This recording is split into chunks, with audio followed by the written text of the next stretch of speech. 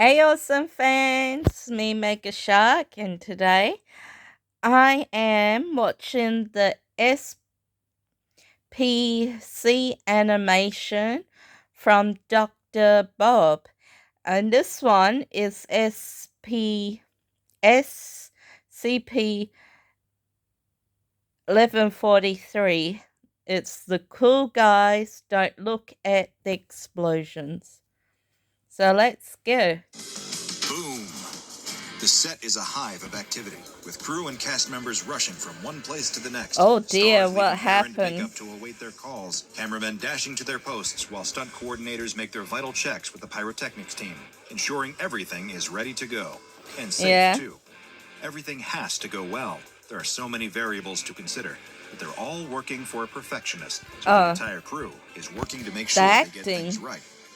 A sudden, awestruck silence falls over the hustling and bustling movie set as everyone turns their heads to see one man exiting his trailer and walking out towards his chair. He moves with the undeniable swagger of a man who only makes the most egregiously over-the-top action blockbusters. His golden mullet sweeps out behind him, a leather bomber jacket over his shoulders that looks like it's been hand-polished, and that it cost an entire month's pay for one crew member. A pair of aviator sunglasses hang loosely from the collar of his t-shirt, which is emblazoned with the stars and stripes. Everyone watching can practically hear an electric guitar cover of the Star-Spangled Banner playing in the background, complete with the screeching calls of bald eagles flying overhead. He's the director. I thought so. That'll net millions, if not billions, of dollars at the they do make a lot of money. Each and every step brims, practically overflows with bravado, because he's the man who gives the people what they want. All the stunts, high-speed car chases, gigantic alien robots that punch each other repeatedly. Wow. Military action heroes and high-octane thrills that's very cool. Craves. The director knows that all the people who criticize his movies for things like poor writing and lazy plots are just nerds who wish they could do what he does. And there's one thing this director knows how to do better than anyone else in Hollywood. He knows how to film explosions. The leading man, the actor in the starring role of this movie, quickly appears and comes up to talk to the director. He's just sat down in his chair and yelled through a megaphone, telling everyone to stop standing around and get back to work. As for the actor, he's pretty famous, but also the kind to accept any paycheck, regardless of how good the movie was. I wonder who's the exact thing that landed in here. He's a name for hire. Filmography that's filled with just as many meteoric lows as outstanding highs. He talks to the director about the upcoming scene that they're moments away from shooting. It's a simple shot, so straightforward that even a talented filmmaker could pull it off. As they discuss it, the director lays out the plan. All the actor has to do is walk stoically towards the camera and keep looking directly forwards. Not into the lens, though. Then just before they start rolling, you don't want to smack into the lens. Only noticed by a few of the more observant crew members. His sunglasses. The actor puts on the aviators and gets to his mark. Cool. There's a moment of stillness before lights, camera. Action. Watching the feed from the cameraman through his monitors, the director can practically taste the award nominations that are surely about to come flooding in. The actor takes a step. What's going to happen Once the wrong? shot has been slowed down in post-production, it'll look even better. Then comes the pièce de résistance. Boom! An enormous explosion erupts from behind the actor, yet he keeps his head facing forwards. Still walking, more and more things start to spontaneously detonate. Something bad's gonna happen, I know it. Debris is sent raining down around the set, miraculously missing the actor. The director clearly thought ahead and sits under an umbrella that deflects the few scraps of shrapnel that come his way. The rest of the crew aren't so lucky, seeking cover while trying to stay quiet from the cameras. The most confused out of everyone is the stunt team. Nobody triggered any pyrotechnics for the shot, yet a huge series of explosions is still somehow occurring before their very this is too much. Satisfied with the explosive shot, the director calls cut. However, having suffered severe tinnitus from the series of detonations behind him, the actor doesn't hear him and keeps walking. More and more explosions keep erupting directly behind him. Oh my goodness, no! Still unable to hear his instruction to cut. And of course, what happens next is... boom! Time passes. Most forget about the in memoriam at the Razzies and move on with their lives. But some aren't so lucky, because they wind up dead. But in this beachfront town, that's just part of the 9 to 5. Ooh. At least it is for those working at the local police department. It's never a good day when another body turns up, and before long, the precinct's crime scene experts are on the case. They waste no time examining the area, searching for clues as to how the city's latest victim met their untimely demise. With gloves on, they scour the scene. At first, it looks to be another tragic case of death by gunshot wound, but with no murder weapon at the scene, or even so much as a single clue that might point to who the killer even was. Suddenly, the team examining the crime scene all turn, alerted by the sound of a car pulling up, and someone stepping out. It's the detective, and he's just been assigned to this case.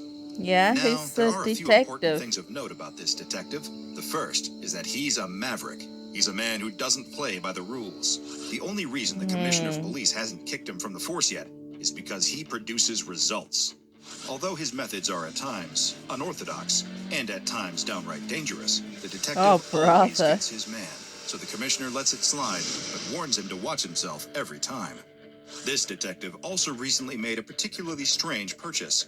Being a fan of the movies of a certain director, he's been lucky enough to stumble across a pair of aviator sunglasses on eBay that were owned by the filmmaker before his tragic death by catastrophic explosion. Now the detective is rarely seen without his new shades. They're his pride and joy, and he takes every opportunity to tell the officers working at desks in the precinct to whom the glasses used to belong. And not content with just letting the aviators sit on display in his apartment, the detective is also known to wear them from time to time. He likes to However, he'll only do so after giving a one-liner in honor of his favorite fallen director. The thing is, he needs a little bit of practice. Approaching the crime scene, the detective asks the experts what they found. They hurriedly rush through the details, hoping they can convey all the key information before the detective starts talking about his sunglasses again. Oh, brother. They tell him what they found. The victim's key physical attributes, his apparent death by gunshot, and the lack of any traces of the killer present at the scene. The detective takes a long pause and scans the area. He pulls his aviators out of his pocket and turns to the nearest examiner. So you're telling me that this man, he unfolds his arms and slips the shades on, is dead?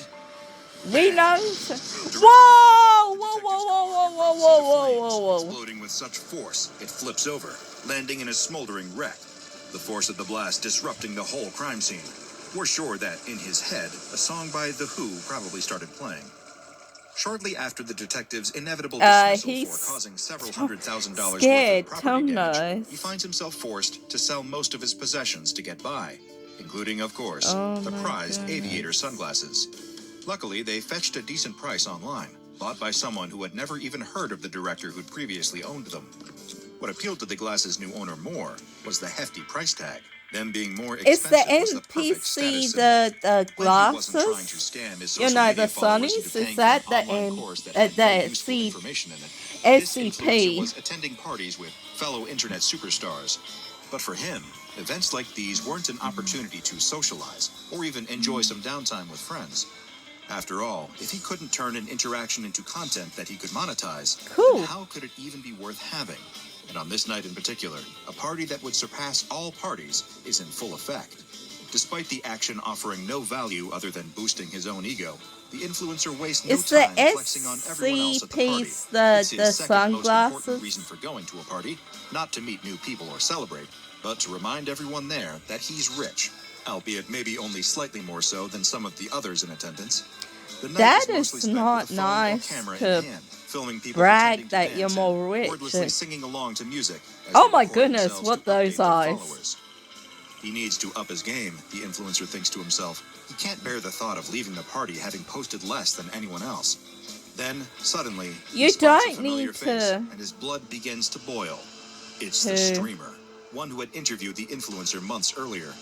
With the stream going out live, and because the influencer was notoriously not all that bright, he had been caught giving some answers that didn't exactly paint him in the best light.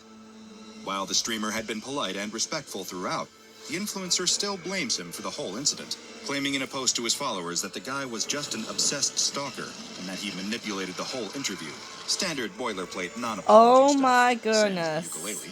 But seeing him at the party, keep that boil under control. However, he couldn't risk boxing his most vocal critics with everyone around filming on their phones. But he could embarrass the streamer instead. Oh shoot. He noticed he had his expensive aviators in hand. No, no, no, it gave him an idea. You're gonna kill one! Angrily approached the streamer, phone in hand, starting up a live video on his social media page. He challenged the streamer to put on the sunglasses. No, Then that's his followers the watching live SCP. would vote on which It's of them gonna looked cooler. explode. The streamer politely declines and assures the Sorry. influencer that there are no hard feelings about the interview, and that he's just come out tonight to have a good time. The influencer doesn't want to give up, though, and eventually the streamer has no choice but to agree. Shoot. First, the influencer wears the glasses himself. Likes flood the phone screen, votes piling on from his biased fan base. But apart from that, nothing happens. Then he begrudgingly passes the shades to the streamer, who's finishing up his drink from a red Solo cup. The influencer warns his mortal rival how much he paid for them. Calmly, not once retaliating to the angered, antagonistic social media star. Don't put them on. The shades and tosses his empty cup over his shoulder. This triggers an explosion that engulfs the influencer in a ball of flame and brings an abrupt halt to the party. The votes declare the streamer the winner of who looks cooler. The sunglasses change hands a number of times shortly after, eventually landing in the possession of yet another new owner, the billionaire, an owner of several prominent companies, and a highly controversial reputation across the globe due to his often faulty products and frequent social media gaffes. Oh, but what the pair face! Of cool new shades might be exactly what he needs to turn this deal around. You see, the billionaire decides to buy the sunglasses not just because he's fond of them, not only because of their price tag, and not even motivated by the various former famous owners of the aviators. He's noticed what they can do, and he thinks that owning them for himself would be the perfect way to look as cool as he thinks he is. And having bought the entire social media website, he has the perfect platform to debut his cool new shades. The post goes up a day in advance, announcing a live stream starting tomorrow. Even though his site has notoriously bad video sharing functionality, the billionaire is certain that it'll definitely work this time. The day arrives, and he's right, for the first time ever. All his fans, even those who are starting to realize the cracks in his facade, all tune in to see the big reveal. The billionaire greets everyone in an awkward mumble, a far cry from the bombastic announcement that he had promised. Still, the live stream chat sends their praise in the forms of gifs of Shiba Inus and emojis of the moon. Although he fumbled the opening of this stream, the billionaire's confidence starts to build. This'll prove to everyone just how cool and smart he is, and all his most vocal critics will be forced to admit it too. He reaches for the sunglasses and slips them on. Oh no. There's a long, awkward pause. The comments from the stream's chat start to flood in, most wondering what's going on, if something was supposed to happen, or if the stream is cut out. The billionaire becomes frantic. Trying again, he takes off the shades and puts them back on. Where was the explosion? Why wasn't anything happening? He tries a third time, a fourth, a fifth, each attempt becoming more and more frantic. Something was wrong, and his crippling insecurity only mounts as he glances towards the comments. The live stream viewing numbers are dropping rapidly, with several comments mocking him relentlessly. Many fans even declare their intention to stop supporting the billionaire, immediately growing embarrassed to have ever vocally backed him. Out of overwhelming embarrassment, he closes down the stream and releases a post immediately after, stating it was all a technical issue, and he'll personally see to it that any re-uploads of the footage are wiped from the internet. But it's already too late. Enough people who saw it are sharing clips around all over the place. It's everywhere. The whole world can see how stupid he looks. While his attempt at wearing the glasses hadn't been as explosive as he'd hoped, it was certainly incendiary for the stock prices of all the billionaire's failing businesses. They bombed, not in the way he'd been expecting, and before long, he was reduced to a laughingstock the world over. But what exactly are these glasses?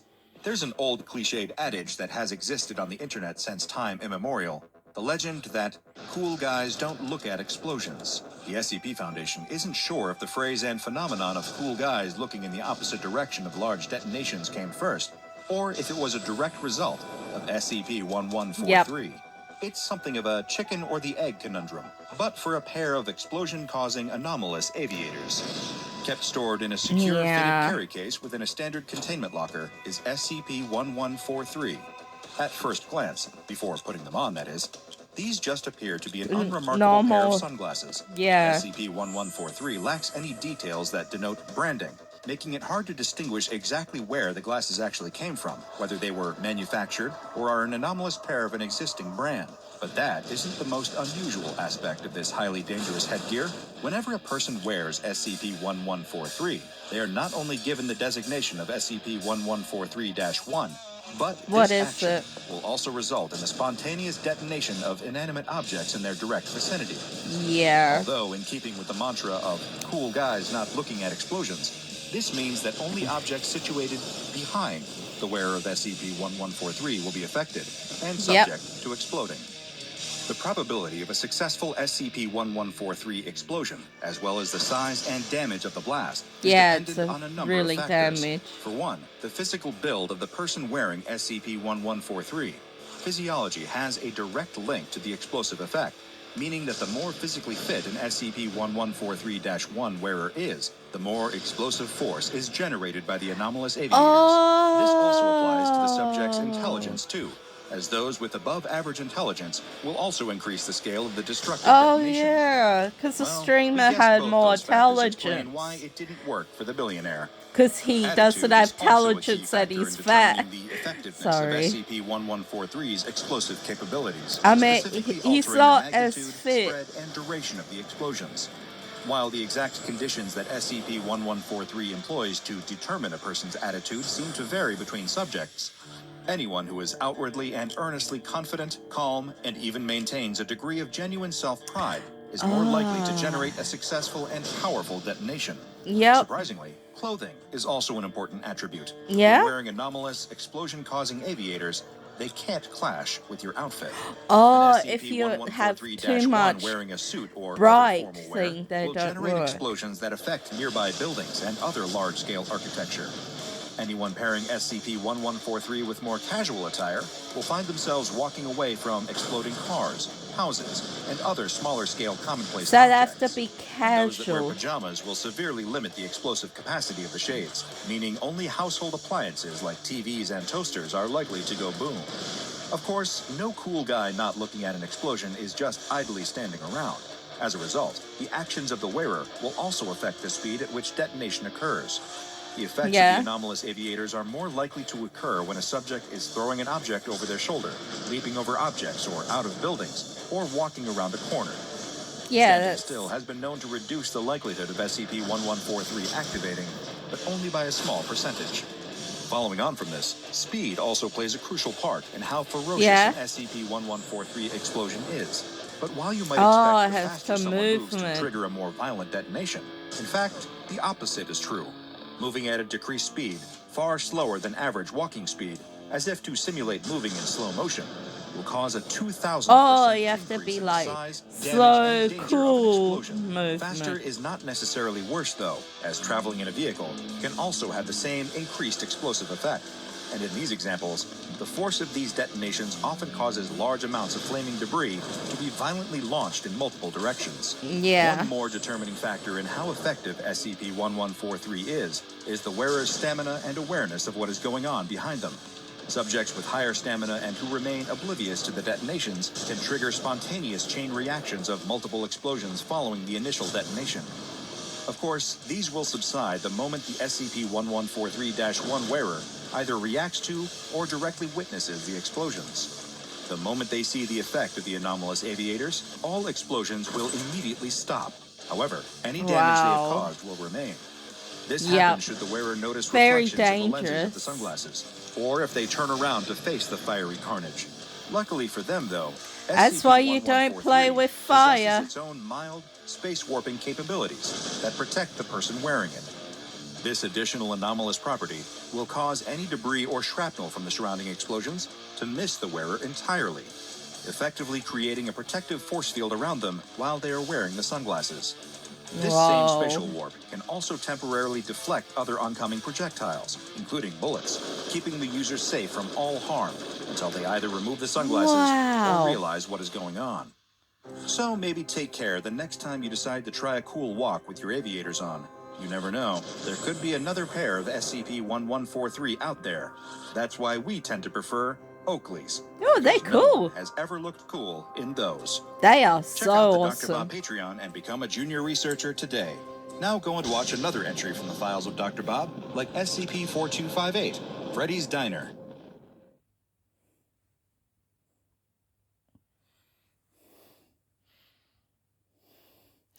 Okay, I'll do another one. Okay, so the second one is SCP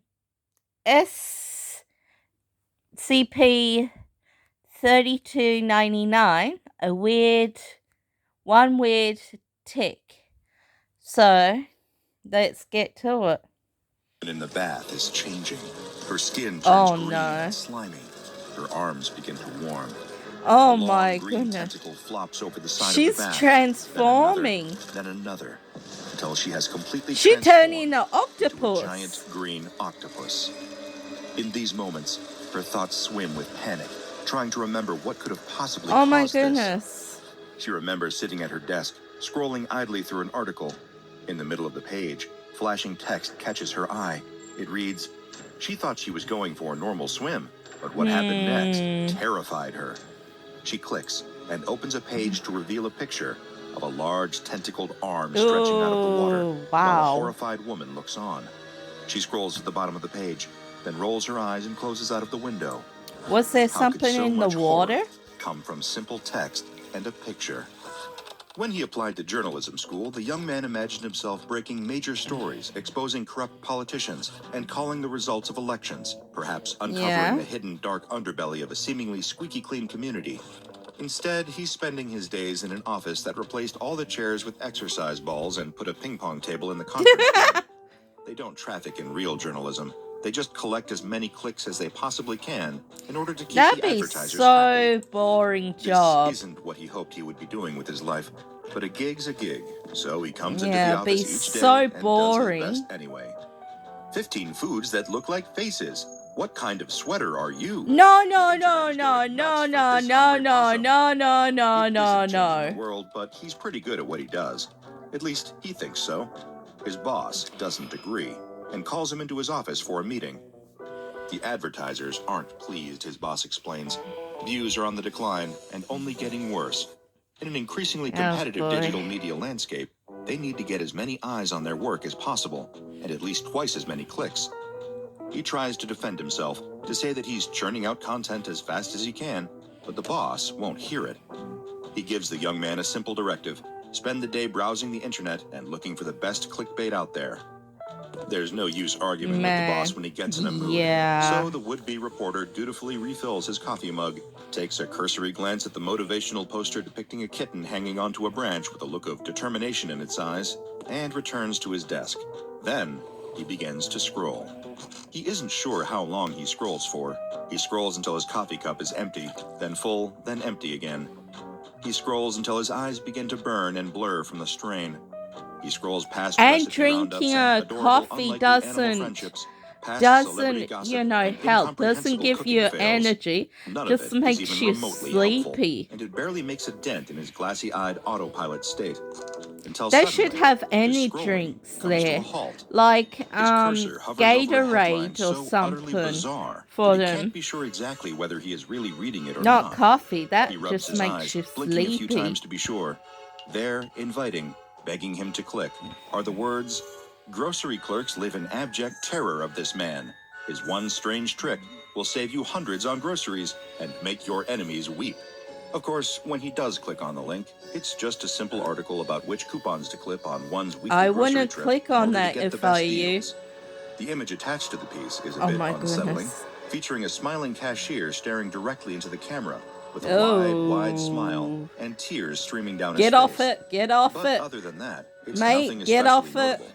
By the time the writer is on his way home from work that evening and decides to swing by the grocery store to pick up a few things, he has completely forgotten about it. At least until something very unusual reminds him. The writer is approaching the cash register with his small cart full of items. That's that person that had the RTIs in his eyes, like static electricity in the back of his eye sockets. The woman at the cash register begins to greet him, suddenly freezes, her eyes widening, her smile dropping. What's happened? Whatever she can see on his face, she is terrified of it. What is it? He catches a glimpse at himself in the security monitor near the register. What is it? Sees that his eyes shoot! Black. It is as inexplicable as it is eerie, and he is just about to decide if he should seek medical attention when the cash register suddenly begins to emit a high-pitched squealing sound. Oh my goodness! Plastic, and smoke begins to rise from the cash register.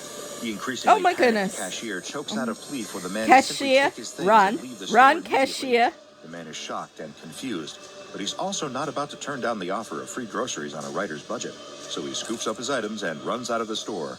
By the time he reaches his car, his eyes have returned to normal. Wait a second. Free groceries? A terrified cashier? That off-putting headline from before seems to have somehow come true. He can't explain exactly how it happened, but he knows one thing for certain. He's got something exciting to report to his boss in the morning. I wouldn't eat. I wouldn't taste whatever's in the office to tell his boss about the strange encounter and its potential connection to the clickbait research. However, his boss does not believe him, displaying a surprising amount of incredulity for someone who lines his pockets off the gullibility of online strangers. That you clicked on, is that the accusing him of trying to SCP? get out of work by lying. The boss sits down at his desk, returns his gaze to his computer, and tells the young writer to get out of his office and get back to work. He doesn't notice the young man's eyes suddenly going black. Doesn't notice the strange burning smell in the air until his computer monitor suddenly explodes in a flash of light and a flurry of broken pieces, several of which fly directly into his eyes. The boss collapses out of his chair, lying on the ground with his hands covering his eyes, crying out in pain. The young writer is horrified at first, but then he remembers the second part of that strange headline: "Make your enemies weep."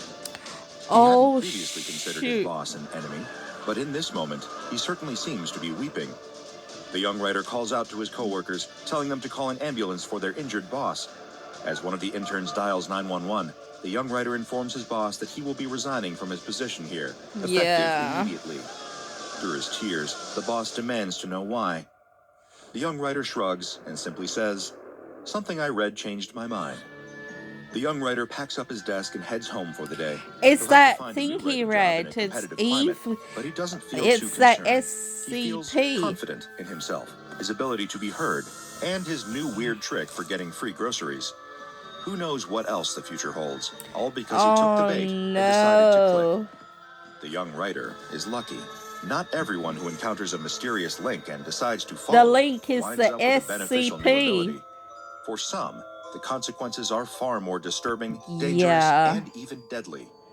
He doesn't know it, but the young writer didn't just encounter an ordinary piece of clickbait journalism. He clicked on SCP-3299. SCP-3299 refers to a series of cognito-hazardous internet advertisements in the style often referred to as clickbait. These sensationalized links and headlines entice the viewer to engage with them in order to learn more about their salacious claims. They bait the person to click. You get the idea. Yeah, I get the idea. The worst outcome of clicking on a clickbait ad is a bit of wasted time, some annoyance, or possibly a few unsavory pop-ups. However, if an individual follows one of the links classified as SCP-3299 and reads the headline and full body of its associated article, they will experience an anomalous effect. This effect consists of one or more mental or physical alterations to the subject coinciding with the headline and contents of the SCP-3299 article they read. These alterations are, as far as the SCP Foundation has been able to determine, irreversible. Amnestics are unable to remove the mental effects at any dose. It should be noted, however, that some of the more minor physical alterations can be repaired, or at least hidden with surgery. So far, there have been 247 recorded variations of SCP-3299. The content of these instances is significantly different from case to case, but does tend notably toward the absurd. I was unable to access all 247 instances on record, but I did find several relevant and deeply bizarre examples. That's good. One link reading, "This woman's one weird trick will make you younger. Doctors hate her." Linked to an article including details on a homemade facial ointment made up of household goods, intended to make a person's skin look more youthful. Any subjects who read this article and were not educated to a PhD level immediately began to look noticeably younger. Their apparent age decreased by a rate between 20 and 30%. Several D-Class were instructed to read this instance, and all of them displayed a more youthful appearance immediately after. Gray hair returned to its original color, wrinkles disappeared, and in the case of one elderly D-Class, liver spots vanished from hands. Curious about the potential impact on any doctors that might be exposed to the article, researchers gathered a few volunteers from within the staff of the Foundation itself. These subjects, all of whom had at least one PhD, became consumed with irrational rage toward the woman in the article, their feelings growing so intense that they were unable to focus on anything else. Despite never meeting this woman and knowing very little about her, these doctors hated her. The administration of amnestics did nothing to quell the hatred the doctors felt toward this unknown woman, and they were eventually I thought removed they'll from their hate positions the and ones placed that under got permanent medical younger, and but it's psychological care. actually hating All the testing on woman in the non-D-class picture. personnel was officially suspended in order to avoid future complications of a similar nature. Another headline reading, "This intense footage will shake even the most skeptic non-believer," led anyone who clicked on it to a short video that featured maintenance lights flashing in an underground train line tunnel. As the video progressed, the lights formed the shape of a human face. Then, the video stopped. As soon as the video clip cut out, anyone who viewed it began to physically vibrate at a frequency between 0 Hz and 2.3 kilohertz, Oh my their goodness. bodies producing a noticeable unceasing sound. This effect was permanent, continuing even after a subject's death. Oh my goodness. However, aside from causing general annoyance to those around them, this change does not appear to have any long-term health impacts. One of the most unsettling instances of SCP-3299 cataloged during its initial study consisted of a link reading, "This uncomfortable video of a clam will irreversibly change you." When the unfortunate subject clicked the link, it led to an article featuring several photos of Mercenaria, hard clams, in various stages of their life cycle. I guess they changed it to clams. Text. Notably, no video was present, in spite of the link's claims. In order to monitor the effects of this instance, a D-class was forced to read the headline and article in its entirety. Approximately 6 hours after the man finished reading the instance, his body began to rapidly transform, taking on extreme morphological changes. His hands hardened and crusted over into solid structures resembling the shells of bivalve clams. He tried to run from the room, but crashed to the floor as his legs fused together into one large, thick, single appendage that medical staff described as resembling the foot of a clam. The D-class could not be returned to a humanoid state, and is most likely still in his clam-like form to this day. That is, unless one of the attending researchers decided to try steaming him with a white wine garlic sauce and serving him over linguine. Which I do recommend, by the way. For real clams, not people. These are only a handful of examples from the initial discovery of SCP-3299, and I can only imagine what other horrors await in the classified archives. After first thinking about SCP-3299 in 2016, I often wished that I had more examples to sort through, and approximately 1 year later, the proverbial monkey's paw curled one finger inward, and my wish was granted. What's On that? November 3rd, 2017, a new strain of SCP-3299 was detected on websites frequently used by popular advertising services. These new, more efficient instances consist of only one headline and an image or video. It is no longer required for a subject to read the attached article in order to trigger the adverse effects, and simply reading the headline and viewing the image or video that accompanies it are enough. One of the first new instances of SCP-3299 detected was a headline reading, "This is not a joke. You may laugh, but you shouldn't. It's quite horrifying." When a D-class clicked this link, it led him to 7 close-up photographs of the faces of 7 individuals, each with an accompanying block of text. This text was incoherent, consisting of random combinations of various letters. At first, it appeared that there were no lasting effects from the D-class's exposure to this instance. But then, approximately 20 minutes later, after a supervising researcher shared a particularly amusing knock-knock joke, the D-class burst out laughing. As soon as the first laugh escaped his lips, an incorporeal entity resembling Judith Scheindlin, more commonly known as Judge Judy, manifested near him. The entity stared sternly at the man, who claimed to hear her shouting at him to cut it out, though her expression remained still to all nearby observers. 5 minutes after the test subject stopped laughing, the entity that resembled Judge Judy, but could not have possibly been Judge Judy, disappeared from view. Another anomalous link claimed, "These confidence tips will help people see you differently. Number 3 changed my life."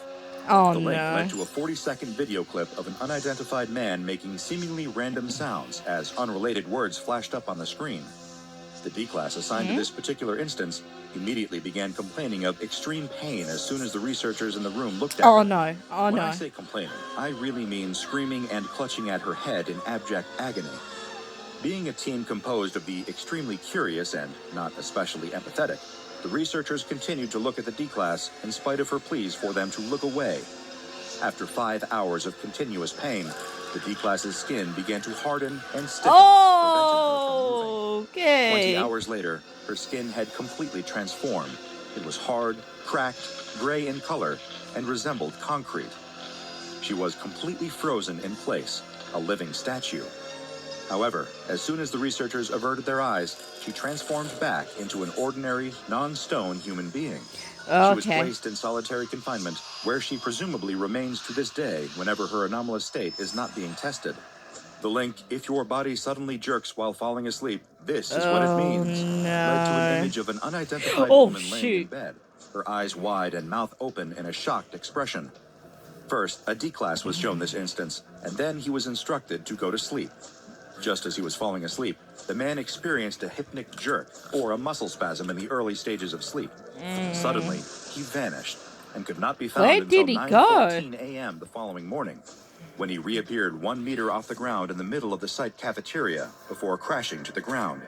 Over the next few days, this anomalous effect occurred again, each time coinciding with the onset of a hypnic jerk. The D-class was not able to recall anything that happened during the missing time, and likened it into falling into a deep, dreamless sleep, only to suddenly wake up in midair somewhere he had been in the prior 48 hours. When a D-class was instructed to click on, "This local woman lost 20 kilos in a month. Click to find out what 2 ingredients she used." He was met with the image of a slender woman wearing a pair of denim jeans, several sizes too large for her, holding the waist away from her abdomen like a classic weight loss supplement ad. The text of the article was simply the word "feed," repeated 713 times. That might As soon as he finished reading the article, the test subject expressed an unusual craving for grass and kerosene. He was provided some of each, and much to the shock of the research team, he was willing and able to consume and metabolize both. Ew, he was given a simple peanut butter sandwich as well, but was unable to digest it. When he stopped eating grass and kerosene for longer than 3 hours, his body began to convert muscle and bone into fat cells. The process stopped as soon as he began to eat the requested materials. These changes to his digestive system were irreversible, but it did give the Foundation a convenient disposal method for any excess grass clippings or kerosene. The ultimate recorded instance of SCP-3299 that I was able to access apparently reads threateningly, "She pulled it out thinking it was a blackhead, but it was something else. OMG. The D-class chosen for testing with this particular instance followed the link to a 21-second clip documentary that featured bees smothering a hornet to death. Slowed down until it was 10 hours long. This particular D-class was selected due to the presence of a blackhead on his nose. Following his exposure to the SCP-3299 link, he was given a mirror and instructed to pop said blackhead. When he popped the blemish, a massive amount of arthropods began to pour out of the resulting wound. This continued for 32 seconds before mercifully stopping, and no additional damage remained after the arthropods stopped emerging. Since this initial test, over 5,000 different species of arthropod have been identified emerging from wounds on the test subject. The exact origin of SCP-3299 is unknown, but attempts to trace its source have turned up a pattern of inconclusive data matching that of SCP-2964, or the anomalous video streaming service Extreme Videos. All major internet advertising agencies' outputs will be monitored automatically by Foundation design software IO Beholder for any instances of SCP-3299. If any instances are detected, they must be deleted using previously installed Foundation Trojan software, and an attempt to track the source of the instance must be made. Individuals found to have been affected by SCP-3299 must be brought into custody and given treatment on a case-by-case basis. The ideal treatment is amnestics followed by release, but if necessary, treatments including corrective surgery and permanent containment in the anomalous humanoid wing of Site-17 may be employed. If it's very, that what happened on the internet couldn't really hurt you. Now we know better, but SCP-3299 proves that it can get so much weirder and more dangerous than viruses, identity theft, and angry pop music fans. So the next time you're casually browsing the internet and a strange headline grabs your attention, remember the 10 reasons you shouldn't click on it. Number 8 will surprise you. Check out the Dr. Bob Patreon and become a junior researcher today. Now go and watch another entry from the files of Dr. Bob, like SCP-1104, Nose Crack.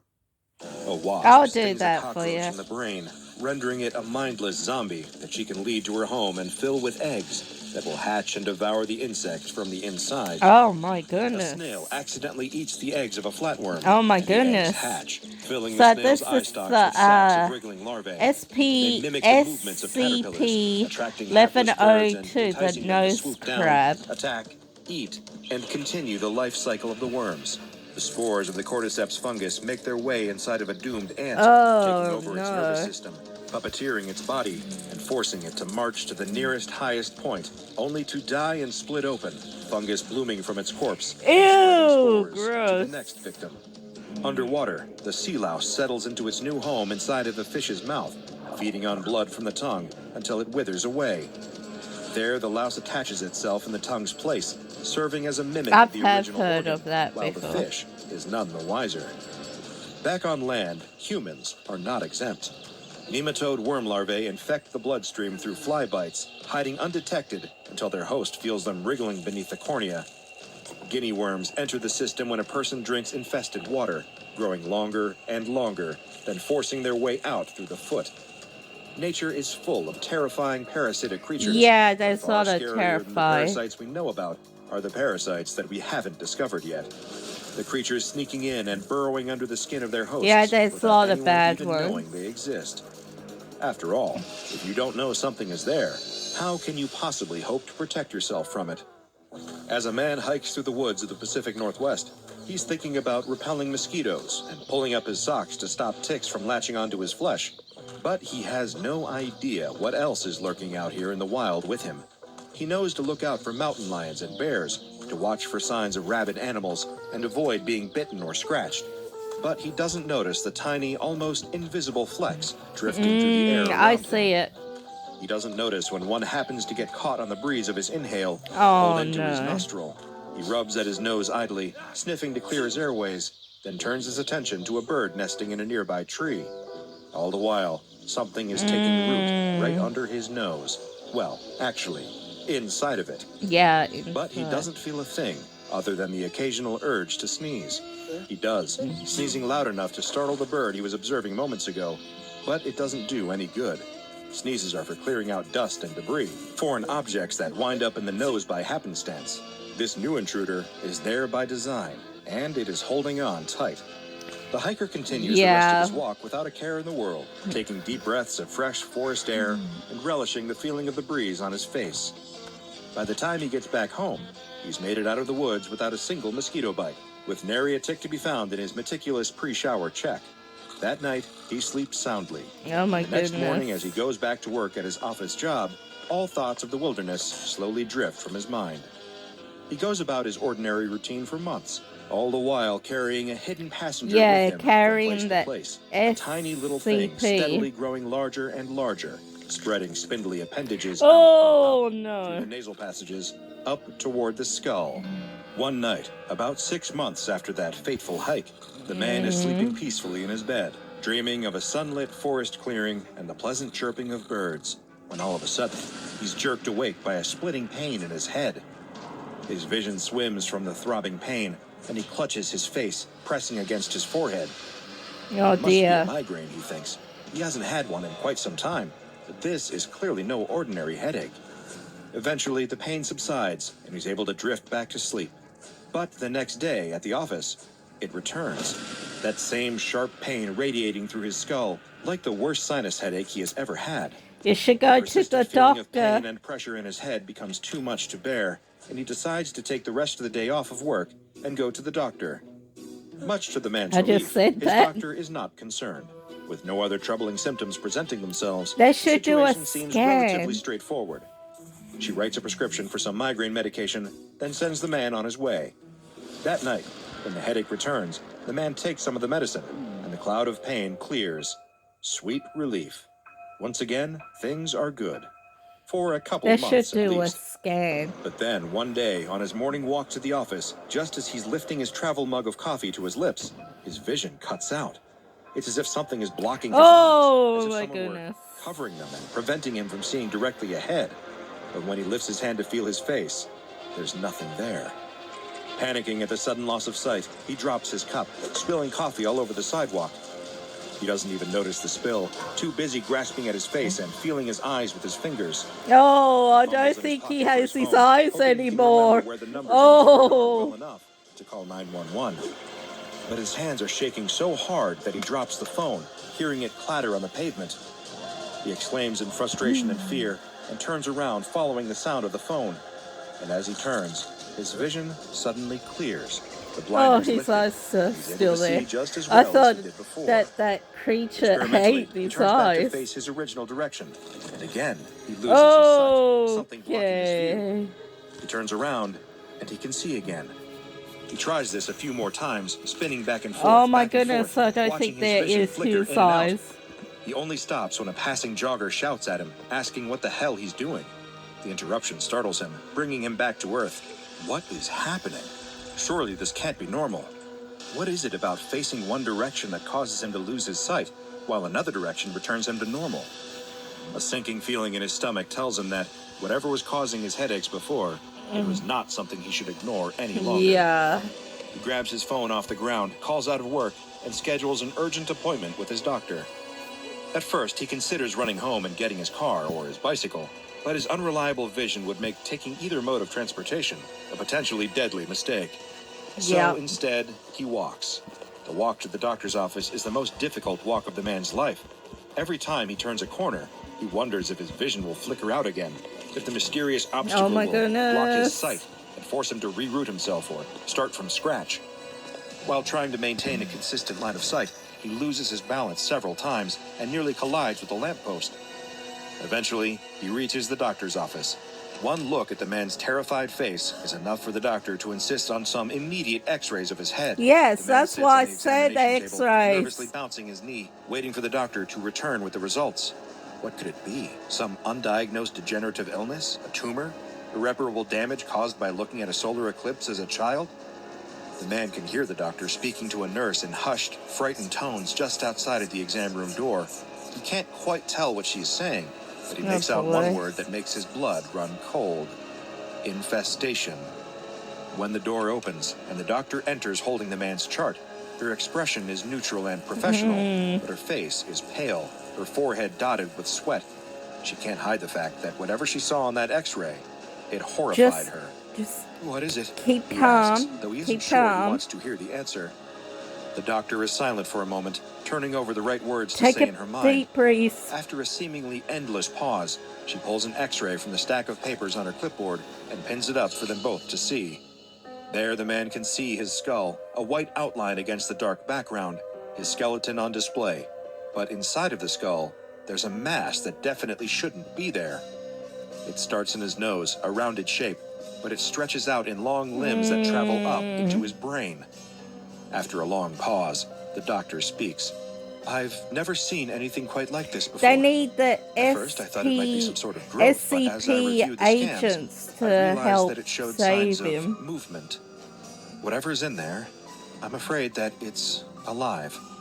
The man's stomach turns, and he worries for a moment that he might be sick all over the clean white floor. Instead, he just asks the doctor what can be done to help him.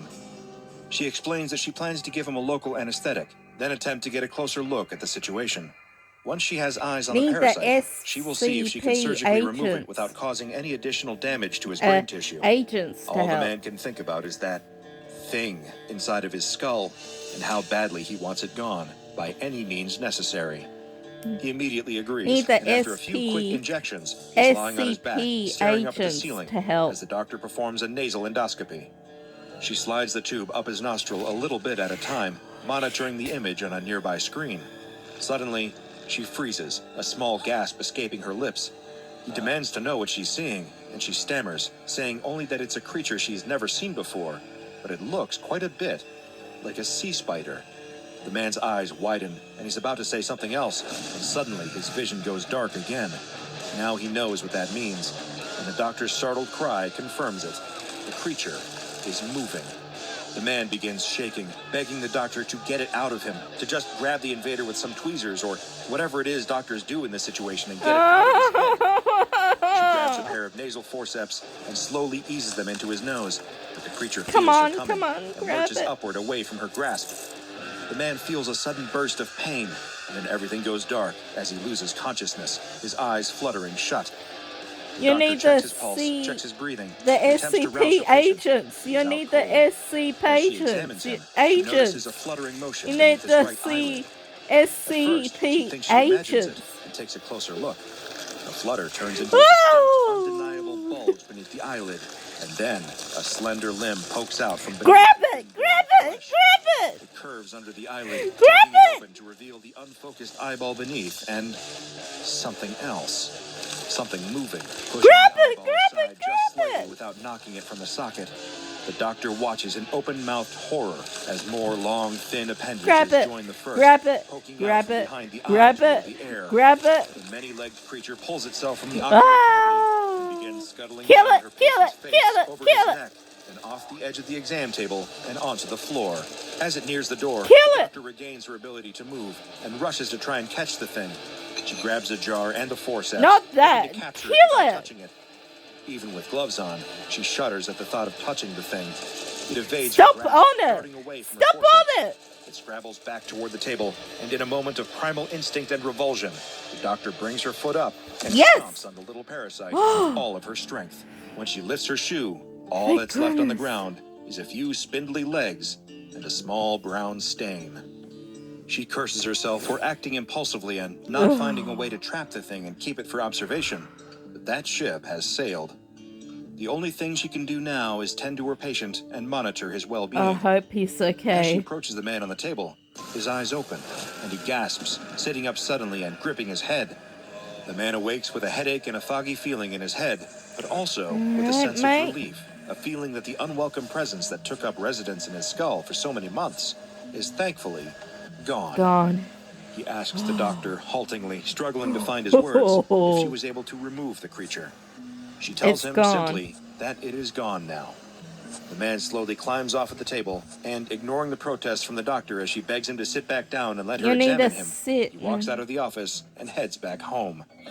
Over the next several weeks, the man returns to normal life. He feels a little bit different, a little hazier, a little slower to respond. He tires more easily, going to bed earlier and sleeping in later, but overall, he feels nothing but relief.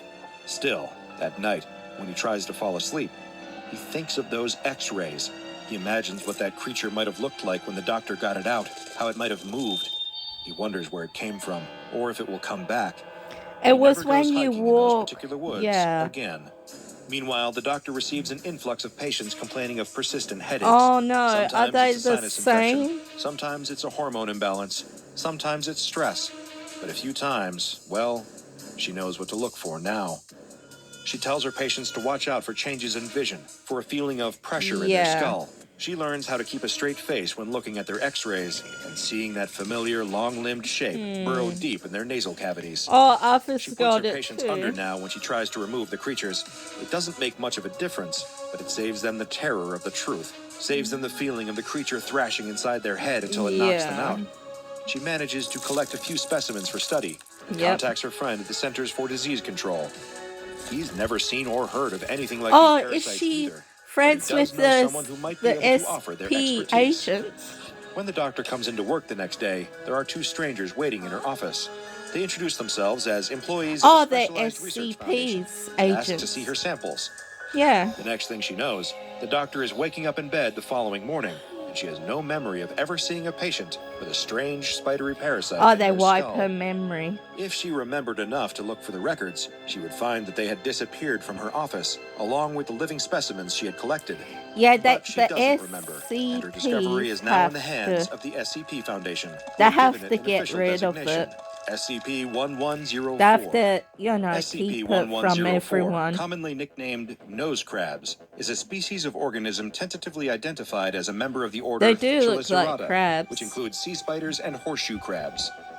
The life cycle of the organism consists of at least two phases. The first of these is a larval stage, at which point the creature is approximately 0.4 millimeters in diameter.